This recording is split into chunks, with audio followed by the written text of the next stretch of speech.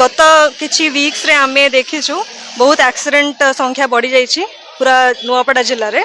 तो सबू police station आमे एबे एमवी अवेयरनेस प्रोग्राम करूछु जो थिरे कि जो माने हेलमेट पिंधि छंती ट्रैफिक नियम पालन करूछंती तांको समस्त को आमे गुलाब फूल दउछु। आ जेते लोक पिंधि नांती कि ट्रिपल राइडिंग करूछंती विदाउट हेलमेट ड्राइविंग करूछंती तांको आमे अवेयर करूछु। आ आसंता वीक रु आमे एमवी एनफोर्समेंट स्टार्ट करिवु। नेक्स्ट वीक रु चालान काटिवु जो माने पिंधि नथिबे किंबा रॉन्ग इलीगल पार्किंग करथेबे।